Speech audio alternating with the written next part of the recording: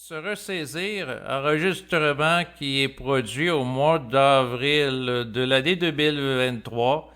En fait, j'ai décidé d'aborder ce sujet parce que dans la vie, on peut avoir à se ressaisir, c'est-à-dire reprendre la maîtrise de soi, remettre de l'ordre dans sa vie pour être plus efficace. Et la raison pour laquelle je fais cet enregistrement, c'est à des fins d'autothérapie, d'auto-ajustement. Et la raison pour laquelle je l'effectue, entre autres, c'est que dans les derniers jours, en fait, à un moment donné, j'ai vécu un état plus proche de la déprime, donc une vision plus sombre du monde, une vision où je trouvais qu'il n'y avait pas grand-chose qui faisait sens dans la vie, je trouvais que la vie était absurde. Et je focusais sur des trucs négatifs ou pessimistes.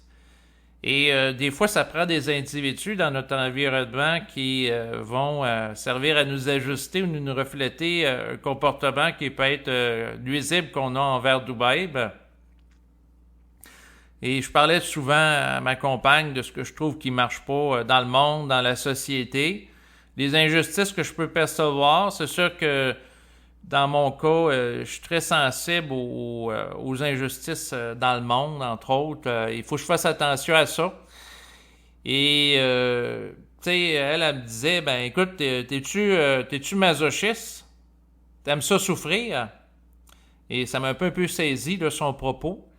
Parce que c'est vrai, si j'étais en train de nourrir d'une manière verbale des ruminations anxieuses par rapport à l'état du monde présent, par rapport à l'état à venir, qui sont improductives, ça sert à rien. Donc, c'est une perte de temps. Tu sais, j'étais avec elle assis dans le divan et à un moment donné, j'ai fallu que je réallume, je me ressaisisse parce que si on la regarde tout le temps, qu'est-ce qui fonctionne pas dans la gestion politique de nos pays, dans la gestion de l'environnement, on est confronté à des problèmes de pollution importants. La mauvaise gestion de l'économie a fait en sorte, dans les dernières années, en relation avec la période qu'on nous dit être pandémie, bon, ben, ça a amené des situations d'inflation importantes, donc réduction du coût du pouvoir d'achat des gens dans des pays occidentaux, augmentation du coût de l'alimentation, augmentation du coût du loyer, augmentation de produits divers, donc on réduit le pouvoir d'achat des gens, ce qui les appauvrit.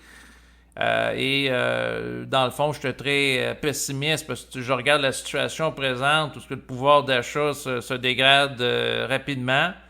Mais j'ai pas l'impression que simultanément, en parallèle, on a des gains de technologie qui amènent des économies d'échelle pour compenser à la même vitesse. Donc, pour moi, je vois ça comme une forme de déséquilibre. Sinon, ben, je trouve naturellement les politiciens corrompus et dans le fond, présentant des travers. Puis, je suis très critique par rapport à eux. Je suis très critique aussi par rapport à certaines puissances qui tirent profit, par exemple, de la guerre que court présentement en Ukraine. Et je suis très contrarié par rapport à certaines choses qui se produisent. Là, je pourrais élaborer sur un paquet d'injustices sociales. La situation dans laquelle les gens sont manipulés, sont aliénés. Par toute une société qui met l'accent sur la consommation, une société avec certaines valeurs qui vont à l'encontre du développement de l'être humain, du développement de l'enfant, entre autres, ainsi de suite. Bon, la liste pourrait être longue, sauf que le point, c'est qu'il a fallu à un moment donné que je mette de côté les ruminations anxieuses que je pouvais avoir en lien avec le regard que j'avais à la situation planétaire, puis me ressaisir, me remettre à faire du sport, bouger dans le corps. Bon, ça favorise la sécrétion d'hormones qui peuvent générer un état de bien-être. Prenons par exemple l'hormone de l'endorphine, qui est générée quand on fait une activité physique soutenue, qui produit un état qui est bien pour la santé.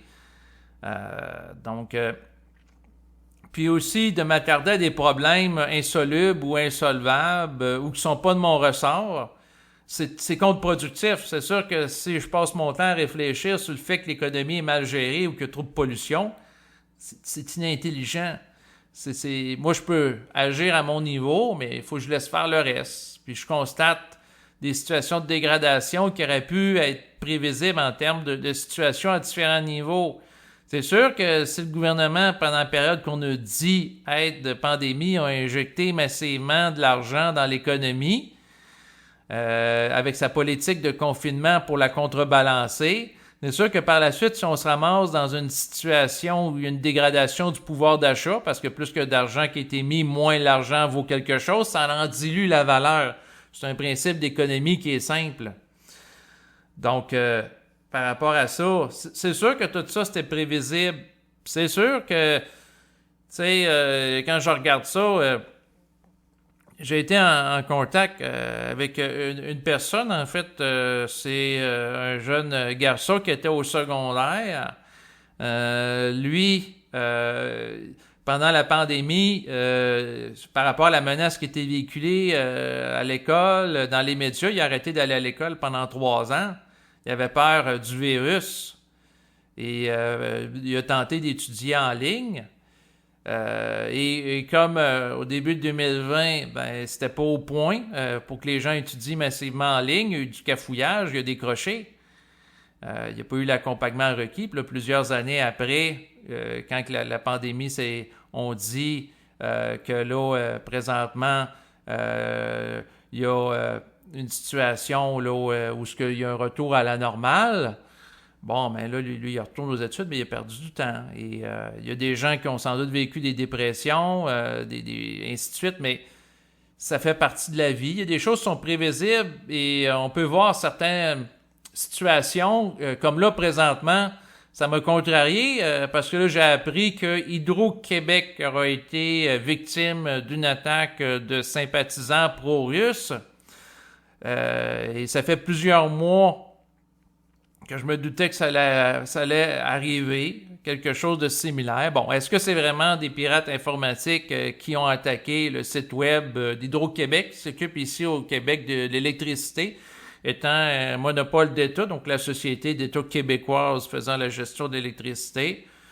Est-ce que, dans le fond, c'est vraiment une attaque d'un pro-russe, comme on nous le dit dans les médias, ou c'est plutôt une opération, puis il y a d'autres sites gouvernementaux qu'on dit qu'ils sont attaqués, qui est en réalité une opération sous faux drapeau, un peu comme l'attaque des Allemands là, qui avaient fait du Reichstag, du Parlement. En fait, Adolf Hitler, lorsqu'il avait été nommé chancelier de l'Allemagne en 1933, bon, ben lui, son objectif, naturellement, c'était de s'en prendre aux communistes et aux Juifs. Et ce qu'il avait fait, c'est qu'il avait accusé les Juifs et les communistes d'avoir mis le feu au Reichstag, donc le Parlement allemand, alors que ce n'était pas vrai.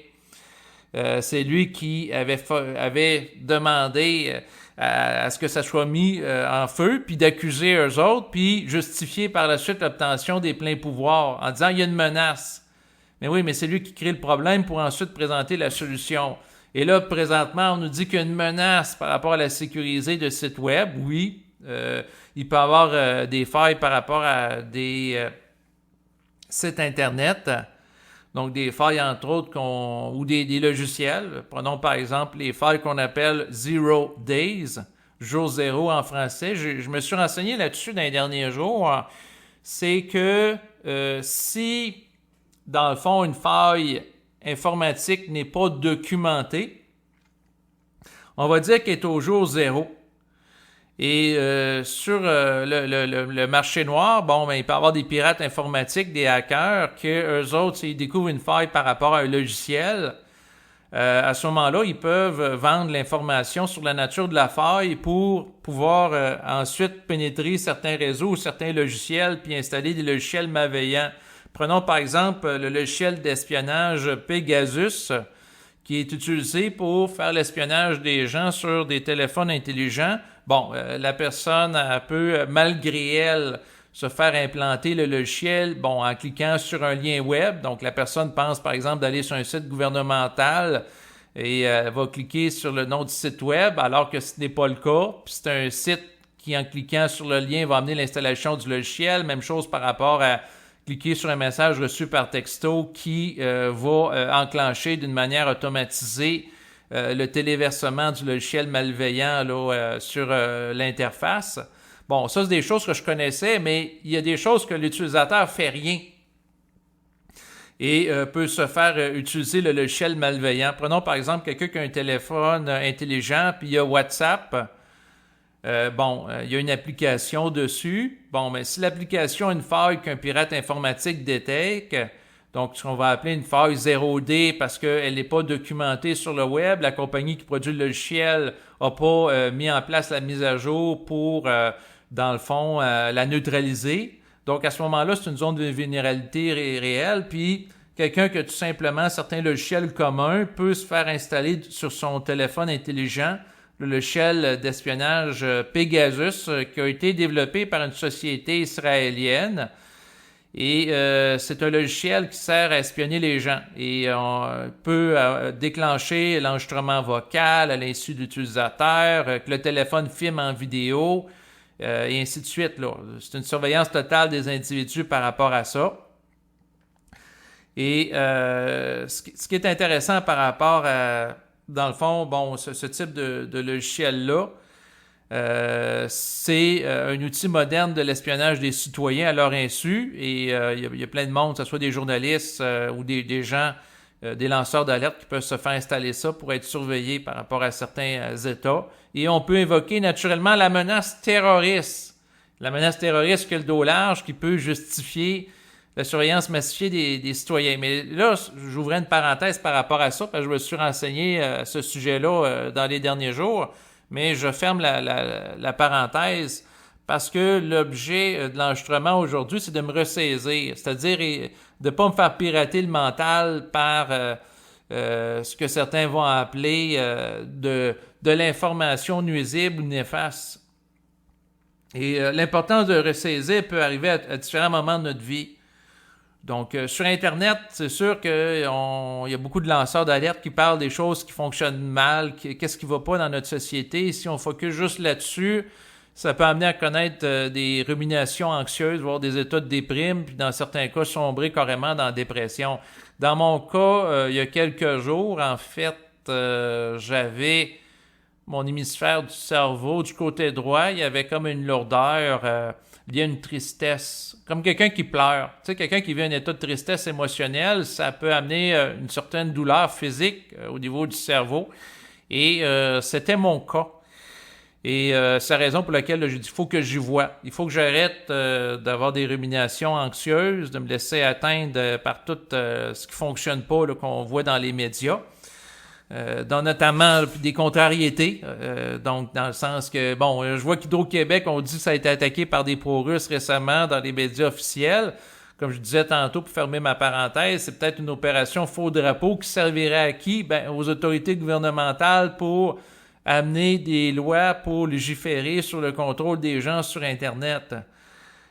Donc, à ce moment-là, ces lois pourraient être mises en place, comme au Québec, on a le ministère de la cybersécurité qui a été développé par Eric Kerr, qui pourrait justifier une surveillance plus grande des citoyens sur le web pour éviter qu'il y ait d'autres attaques et aussi une identification numérique des gens. Donc, l'identité numérique peut servir les gens pour, par exemple, reconnaissance faciale pour obtenir le permis de conduire et être mis en relation avec d'autres volets de la vie d'un citoyen, comme par exemple son compte d'impôt à payer, ensuite son dossier de santé, son dossier médical qui pourrait être lié à la reconnaissance biométrique là, par rapport à son visage. Donc la personne n'a pas avec elle, si elle est au Québec, sa carte d'assurance maladie qui est essentielle pour obtenir des soins gratuitement.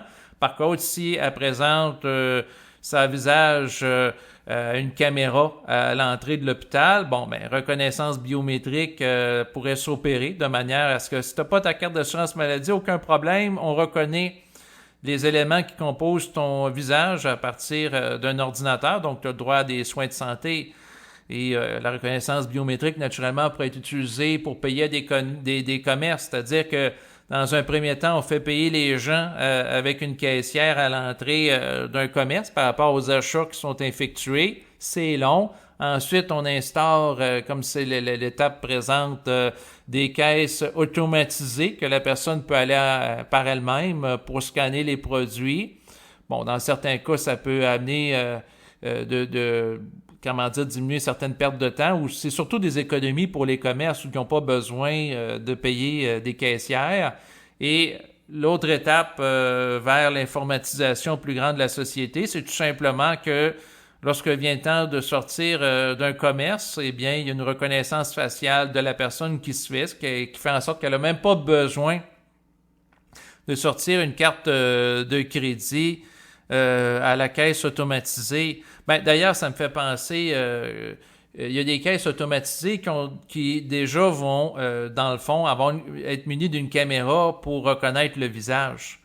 Donc, c'est la prochaine étape, sans doute, au niveau du commerce. D'ailleurs, c'est déjà commencé. En Chine, j'avais vu une vidéo avec la reconnaissance faciale qui a été faite avec un distributeur de boissons gazeuses, dans le sens qu'au lieu de mettre de l'argent ou utiliser une carte qui est scannée pour s'acheter une boisson gazeuse, la personne présente son visage vis-à-vis un appareil qui procède à la reconnaissance faciale et l'argent est délité de son compte qui est associé à son identité numérique. Donc, éventuellement, on peut aller vers ça.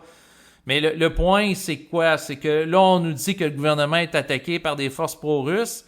Mais c'est sûr que, bon, si, disons que je les crois, que c'est vrai, là, que des sites web là, du gouvernement du Québec, prenons par exemple Hydro-Québec ou autres, qui peuvent être attaqués, bon, ben, si ce narratif-là tient la route, bon, ben, ça aurait été prévisible il y a plusieurs mois. C'est sûr que si le Canada est pro-Ukraine, puis on envoie des chars d'assaut là-bas et de l'armement, c'est sûr qu'à un moment donné, ça se peut qu'on ait des représailles de la part des Russes.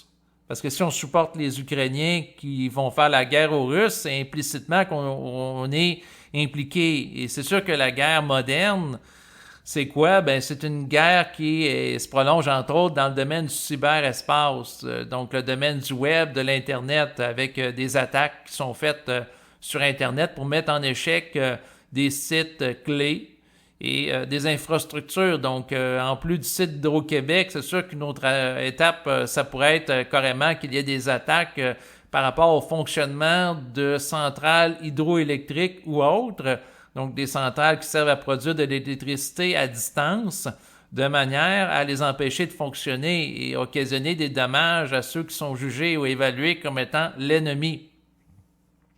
Et c'est sûr que quand je vois ça, ça me contrarie parce que, en réalité, ma perspective depuis un peu plus d'un an qu'on nous parle de la guerre en Ukraine, c'est que le Canada n'a pas à se mêler de ça. Dans le sens que si, et je pèse mes mots, je suis très délicat, c'est-à-dire que si c'est réel que les gens au Donbass, parce que là, ils ont fait un référendum il y a plusieurs années, et qui veulent être séparés de l'Ukraine, puis ils veulent être annexés à la Russie, bon, mais si c'est une décision qui a été prise de leur part libre et éclairée, je pèse mes mots, bon, mais à ce moment-là, pourquoi se mêler du conflit? Parce que à ce moment-là, c'est sûr que si on prend part pour l'Ukraine, on peut avoir des représailles de la part de Russes ou de pirates informatiques pro-russes. C'est comme logique, là. Mais bon, c'est la réalité. C'est sûr que quand je regarde les choses, je trouve ça tordu, là. Qu'est-ce qui se passe? Tu sais, depuis plusieurs semaines, je trouve ça complètement ridicule. On va envoyer, mettons, un lot de 4 chars d'assaut, le Canada à l'Ukraine. Ensuite, un autre pays envoie d'autres chars d'assaut, mais c'est pas le même modèle. Prenons par exemple les chars d'assaut Abrams aux États-Unis. Puis là, après ça, il y a d'autres endroits en Europe, l'Allemagne, les chars Léopard. Bon, ben ici, c'est plein de chars d'assaut disparates. C'est comme, si je regarde ça, je trouve ça comme illogique, dans le sens que tu peux pas constituer une force au niveau qui est efficace si c'est toutes des chars disparates. Pourquoi? Ben parce que ça demande beaucoup d'énergie pour maîtriser les particularités de chacun des chars d'assaut. Tandis que quelqu'un qui veut être efficace, si, par exemple, l'Ukraine aurait accès il y a à peu près 2000 chars d'assaut de type Léopard que les pays de l'OTAN ont en Europe, bon, ben c'est sûr que si d'un bloc ils ont accès à tout ça, puis c'est standardisé, c'est tout le même fonctionnement de chars d'assaut, ils pourraient former les gens en bloc pour ce type de char d'assaut-là, puis avoir une forme d'expertise par rapport à ça. Tandis que là, il y a des gens qui sont formés pour les chars d'assaut Abraham, ensuite il y a Léopard, puis ensuite il y a d'autres marques, même chose pour différents types de matériel militaire. Donc pour moi, c'est du gros n'importe quoi. Puis il y a aussi des chars d'assaut qui sont donnés au compte-gouttes. Fait que ça ne permet pas nécessairement de développer une force. Sinon, ces temps-ci, par rapport à l'Ukraine, je vais regarder des fois des vidéos, mais je les regarde en diagonale, surtout ceux qui concernent la fameuse contre-offensive ukrainienne qu'on nous dit qu'il se prépare. C'est sûr que je les regarde pas. La raison est simple, c'est que s'il y a une vraie contre-offensive qui cherche à être mise en place par les forces ukrainiennes, ils n'ont aucun intérêt à médiatiser et diffuser publiquement leur stratégie qu'ils vont adopter, parce que si l'ennemi entend ça, ça va saboter leur plan. C'est totalement illogique. Ce qu'ils peuvent faire, par contre, c'est de la propagande puis diriger les gens sur une voie de garage pour détourner l'attention de l'ennemi pour le prendre par surprise par la suite. Donc, ce que ça veut dire, c'est que les forces ukrainiennes, à chaque fois qu'ils parlent de contre-offensive, je suis très sceptique, parce que s'ils disent vraiment où est-ce qu'ils vont mener la contre-offensive dans les lieux précis, ils se tirent dans le pied, parce qu'à ce moment-là, l'ennemi va pouvoir faire face à cette dernière puis s'y préparer adéquatement. Surtout s'ils disent dans combien de jours puis à quel endroit, c'est vraiment contre-productif. La logique, c'est d'amener une fausse piste pour aller ailleurs. Donc, la raison pour laquelle je n'écoute pas ces reportages-là et toute la spéculation qui est faite par rapport aux stratégies militaires, parce que les vraies stratégies militaires qui vont être mises en place, les dirigeants sont moindrement stratégiques et intelligents. Il n'y a aucun intérêt à diffuser ça publiquement. Il faut qu'ils gardent ça le secret le plus longtemps possible ou partager des voies de propagande pour mettre les ennemis sur des fausses pistes. C'est ce qui est logique de faire de ma perspective. Mais bon, là, je m'égare un peu. Je vais retourner à mon sujet de fond. Se ressaisir, c'est quoi? C'est de réaliser que le monde, en tout cas, je trouve ça stupide, qu'est-ce qui se passe. Dépenser des milliards de dollars à chaque mois des pays occidentaux pour soutenir la guerre en Ukraine, alors qu'on a des besoins urgents. Prenons par exemple le Québec, avoir accès à un système de santé décent. Ça fait des décennies. Puis là, le gouvernement du Canada, au lieu de mettre de l'argent en santé, il met ça pour soutenir la guerre en Ukraine à coups de millions. Puis tous les pays mis ensemble, ça représente des milliards de dollars. Tu sais, je trouve ça totalement absurde. Et c'est sûr que, je suis pas politicien, mais la façon que je vois les choses, il y a un adage qui est très simple, charité bien ordonnée commence par soi-même. Donc, autrement dit, commençons par être cohérents dans un pays. C'est sûr que les gens vont me trouver plus nationaliste que mondialiste, mais bon, c'est ainsi. Commençons par avoir un peuple qui est en santé. Donc, que le réseau de la santé soit bien géré. Il y a tout le temps des problèmes au Québec là, avec le réseau de la santé, le temps d'attente très long dans les urgences des hôpitaux, la difficulté toujours constante d'avoir accès à un médecin de famille et aussi les listes d'attente pour des traitements par rapport à des problèmes de santé. Donc, je trouve que c'est un gaspillage des fonds publics colossal, là, tout ce qui est fait là, pour soutenir l'Ukraine, alors qu'une partie de l'argent peut être utilisée pour attaquer des populations civiles. Donc, c'est sûr que s'il y en a parmi vous qui ça intéresse, je vais mettre le lien web là, en bas de l'enregistrement. Si vous avez envie de prendre 1 heure de votre vie pour écouter le documentaire là, qui a été fait par Anne-Laure Bonnell, donc un documentaire qui date depuis plusieurs années, ça date pas de 2022, ça fait longtemps que ça a été fait.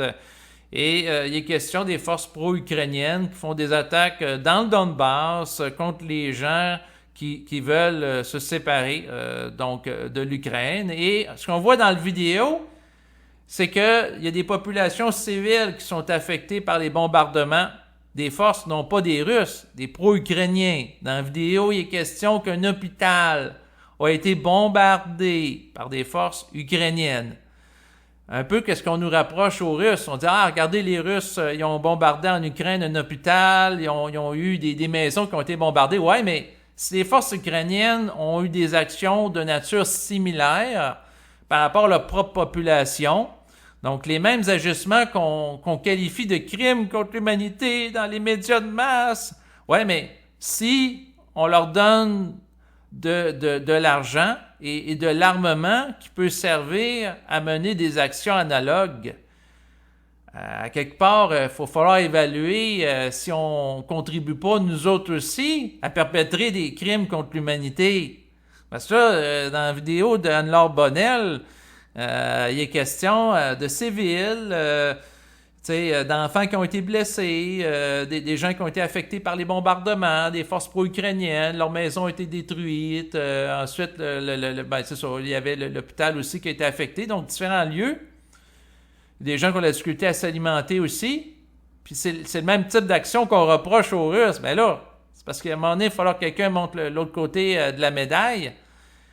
Et ce documentaire-là, il date de longtemps. Je pense que c'est 2015 ou 2016. Là. C'est pas récent, là. Mais naturellement, depuis la guerre d'Ukraine, j'ai jamais vu, je pense que j'en verrai jamais dans les médias de masse, faire allusion à ce type de documentaire ou la possibilité que peut-être on arme des gens qui s'en prennent aussi à des populations civiles. C'est même pas, ça effleure, c'est pas... comment dire, j'ai pas vu de commentateurs effleurer le sujet.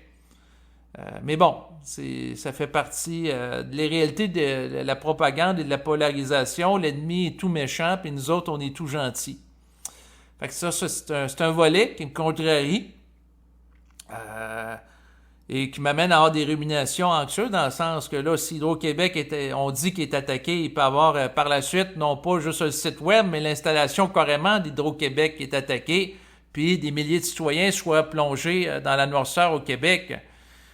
Il peut y avoir d'autres choses aussi qui peuvent arriver. Donc, on peut mettre à terre la bourse à New York. Si les Américains n'aiment pas ça, il peut y avoir des pirates informatiques qui vont mettre en échec différents trucs. Donc, mais par rapport à tout ça, c'est pas de mon ressort. Moi, mon ressort, c'est m'occuper d'être bien dans ma peau, puis de court-circuiter toute forme de rumination anxieuse par rapport à des sujets collectifs qui peuvent avoir un impact sur ma vie individuelle, mais en même temps, c'est pas de mon ressort. Donc, il faut que je lâche prise. Puis, dans ma vie, j'ai été manipulé pour souvent me sentir coupable de différentes choses. On nous fait sentir coupable parce qu'on pollue, mais en même temps, on ne nous donne pas nécessairement des alternatives viables pour arrêter de polluer. Fait que, tu sais, c'est assez sournois. Autrefois, on nous culpabilisait avec la religion. À chaque époque, on cherche à manipuler pour nous culpabiliser. Pourquoi? Parce que quand on vibre à la culpabilité, ben, on est en perte d'énergie. Donc, ça fait partie, puis on est manipulable, puis on est dominant. Pourquoi? Parce que notre volonté est faite. Pour que notre volonté soit forte, si on va en état de déprime, ben dans mon cas, ce qui m'a aidé, c'est monter en état de colère mentale. C'est sûr que l'instruction supramentale qui a été véhiculée par Bernard de Montréal m'a aidé. Dans le fond, de sortir à multiples reprises dans ma vie d'état d'impuissance ou de déprime, de tristesse, de me ressaisir. Donc, la colère a un état de rehausser le niveau d'énergie au-delà du niveau d'impuissance. Parce que si quelqu'un vibre trop longtemps de l'impuissance, de la tristesse, qui vient un état de déprime, bon, ben, ça peut déboucher sur un état de dépression. Puis de refouler une souffrance qui est vécue, ça peut amener la personne à imploser, voire à avoir des idées sombres ou suicidaires. Ça, c'est vraiment le cercle vicieux extrême. Donc, quand on vit de la colère, de la frustration, c'est d'agir au niveau du problème si on le peut. Puis si on ne peut pas, ben s'extérioriser. C'est ce que je fais présentement à travers l'enregistrement. Donc, j'utilise ma parole pour monter en puissance. Il y a des choses que je ne peux pas changer par rapport à la société, la civilisation. Donc, si on est géré par des gouvernements qui sont stupides, qui sont polarisés, qui vont dépenser des milliards pour soutenir une guerre, alors que je me pose toujours la question de la pertinence par rapport à ça. Même chose par rapport à toutes les mesures de confinement qui ont été mises en place là, pendant la période qu'on a dit là, que c'était une pandémie. Bon, ben, si eux autres ont de l'énergie par rapport à ça, ça fait partie de leur expérience. Mais moi, mon expérience, au niveau individuel, j'ai à agir pour qu'elle soit agréable, en dépit de la situation toxique qui est véhiculé par les médias et amplifié aussi par toute la propagande là, à différents niveaux puis le discours unique. Mais bon, peut-être qu'à un moment donné, il y aura des gens dans les médias qui écouteront la vidéo d'Anne-Laure Bonnell. Mieux vaut tard que jamais. Écoutez, je vais mettre le lien web là, en bas de l'enregistrement là, de cette vidéo que j'ai trouvé quand même intéressante pour présenter l'autre côté de la médaille. Et c'est sûr que par rapport à la crise en Ukraine auquel je fais allusion, je regarde la propagande officielle dans les médias, c'est facile, mais YouTube, vous avez aussi le contraire. Dans le sens, j'ai écouté récemment une vidéo de propagande par rapport, dans le fond, à la troupe militaire de Wagner, là, russe. Et on nous présentait les gens avec une belle musique. Il y en a un militaire, la façon qu'on nous présente ça pour nous émouvoir, il y a des prières à caractère religieux sur lui, sur un papier.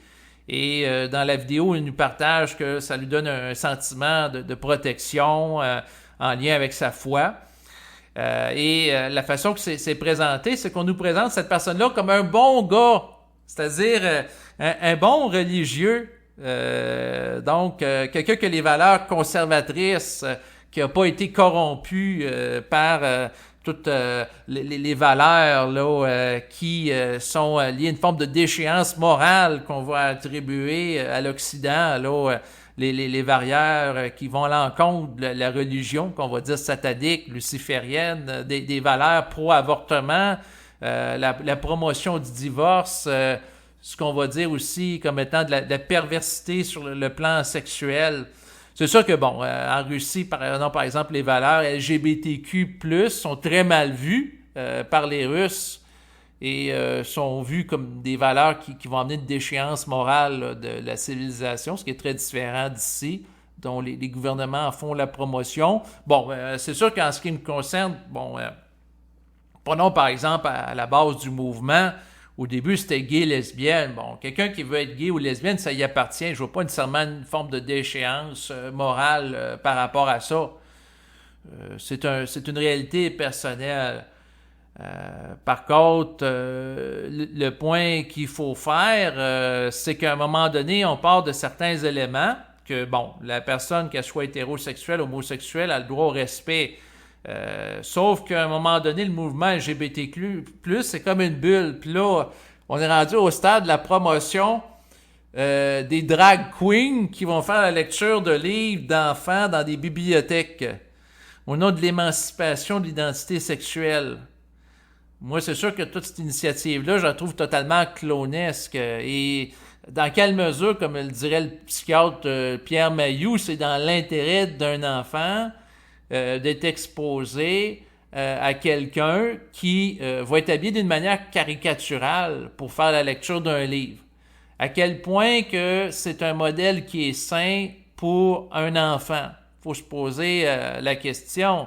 À quel point c'est sain, prenons par exemple qu'un individu qui est masculin, qui dit qu'il est transsexuel, qui va aller faire de la compétition avec des athlètes là, par rapport à la nage des compétitions sportives. C'est sûr que le gars, c'est un homme à la base, dans son identité de genre d'origine, rempli de testostérone, il s'identifie en femme, donc en partant du principe qu'il est transsexuel à partir d'une construction psychologique associée à l'identité de genre qu'il s'attribue, qui diverge de celle de son identité d'origine. Bon, ben c'est sûr, si la personne elle va faire par la suite des performances athlétiques incroyables en natation, en boxe ou en lutte, ben c'est sûr qu'à mon avis, c'est inapproprié parce que c'est injuste par rapport aux femmes. Et c'est sûr que pour moi, ça fait partie des dérives de la mouvance LGBTQ+, qui est dénoncée par certains qui sont pro-russes. Et quand je regarde ça, je dis, ben, à quel point c'est juste, la personne, c'est un gars d'origine, il est rempli de testostérone, il va aller compétitionner contre des femmes à natation ou dans des disciplines sportives. Ben là, qu'est-ce qui va arriver? C'est que si on permet ça, ben, ça va être juste des transsexuels qui vont se présenter aux Olympiques. Il n'y aura plus de femmes. Pourquoi? Ben, parce que, à quelque part, ce qui va être priorisé aux Olympiques, c'est ce qui est le plus efficace. Donc, c'est sûr que si la personne a plus de testostérone, il y a plus de fibres musculaires, plus de force physique, c'est sûr que ces gens-là risquent de plus de gagner les épreuves. Donc, à ce moment-là, un petit peu comme les gens qui prenaient des stéroïdes ou qui se droguaient, les athlètes, bon, ben, si ça améliore les performances, qu'est-ce qui va arriver? Ben, c'est que tout le monde, pour avoir un seuil minimum de performance, va se droguer. Et c'est sûr que le comité olympique a agi pour contrer les problèmes de dopage des gens qui se droguent, et avec raison, à mon avis, pour que la performance reste liée à l'activité physique plutôt que supportée par des drogues, parce que sans ça, tout le monde, il faudrait qu'il se drogue pour être compétitif, puis à un moment donné, à un certain stade, il faudrait que tout le monde soit des transsexuels pour être compétitif aux Olympiques, pour avoir l'apport d'hormones de testostérone plus grand, si on parle par exemple des compétitions qui impliquent des femmes pour les avantager. Parce que tout ça, ça peut amener des dérives. Prenons par exemple dans le domaine médical, bon ben c'est un milieu qui est extrêmement compétitif pour avoir des notes, pour avoir une bonne cote de rendement collégial pour mener là, puis là on se ramasse avec des étudiants pour être admis, étant donné que c'est des programmes qui touchent à la médecine qui sont contingentés, le nombre de places étant limité, avec des gens que pour obtenir le seuil minimum de performance vont se droguer. Il y a des gens qui prennent du Ritalin parce qu'ils ont des problèmes de concentration, mais il y a des gens aussi qui en prennent pour augmenter la performance et la capacité de concentration pour être compétitif par rapport aux autres qui en prennent. Parce que si on prend de la drogue pour favoriser la concentration, majoritairement dans une cohorte d'élèves pour atteindre un seuil de performance minimum, bon, mais la personne qui n'en prend pas va être désavantagée à comparer des autres. C'est le même principe que les athlètes sportifs qui, si ça ne serait pas interdit, ils prendraient toute de la drogue pour augmenter les performances physiques. Donc, c'est la même chose pour les performances au niveau des étudiants en médecine. C'est-à-dire que si la substance augmente la concentration ou la productivité ou la performance sportive, bon, ben c'est sûr que si tout le monde en prend, ben là, la personne est comme obligée d'en prendre pour être capable des accoter, être à égalité par rapport à eux, puis ça crée des cercles vicieux. Tout ça pour dire que la propagande russe, j'écoutais la vidéo, puis là, le soldat avec sa prière qui garde sur lui en guise d'objet de protection. Probablement que ça lui sert à évacuer de l'angoisse parce qu'il est exposé à des scènes où il peut mourir à tout moment. On le présentait comme étant un bon chrétien, quasiment comme un saint, puis avec une petite musique en arrière-plan. Et c'est intéressant de regarder l'autre côté de la médaille, de la propagande, puis de regarder aussi les torts qui sont reprochés aux Occidentaux. Dans le sens que si on reproche aux Occidentaux qu'ils sont présentement dans une culture en déchéance et à quelque part on reproche des choses par rapport à toute l'idéologie woke associée au mouvement LGBTQ+, ben ça peut être intéressant de les regarder. Là, j'ai abordé avec vous la dérive sur le plan sportif. C'est sûr que par rapport à tout ça, il y a des avantages, des inconvénients et des nuances à mettre, c'est évident. Donc, mais c'est intéressant de les aborder et d'y parler. Mais pour en revenir sur l'importance de se ressaisir, c'est même sur des dérives sociales auxquelles on assiste présentement par rapport à différentes mouvances, ben, c'est de rester centrique. Je reviens souvent à ça à travers mes enregistrements, mais c'est tellement essentiel et tellement fondamental à mon avis. Et de respirer, puis d'être heureux pour rien, faire des choses que vous aimez. Parce que il y a quelques jours, j'étais beaucoup dans la rumination anxieuse, qu'est-ce qui ne marche pas dans la société, il y a ci, il y a ça. Au lieu de focusser sur le verre qui est à moitié vide, de regarder les avantages qu'a notre société. Prenons par exemple, sur YouTube, on a accès à une grande quantité de documentaires gratuitement, d'informations qu'avaient pas nos ancêtres. Même chose pour de la musique à volonté sur Internet. Je vois sur YouTube, je vais commencer à écouter une musique, puis ensuite on m'en propose d'autres dans le même style, les playlists automatisées de musique. Bon, ben on peut tirer profit de ça, pourquoi pas utiliser ça pour agrémenter sa vie. Et donc, ma perspective est de tirer profit des événements auxquels je suis confronté et de la technologie aussi que je peux avoir accès dans l'optique naturellement d'être bien dans ma peau, favoriser mon sort. Et entre autres, c'est en prenant la parole à travers des enregistrements que ça participe également à ça, naturellement. Et c'est sûr que si vous appréciez mes enregistrements au fil du temps et que vous aimez mes activités de diffusion web, eh bien, vous êtes les bienvenus pour me faire parvenir une contribution financière via les services de paiement sécurisés.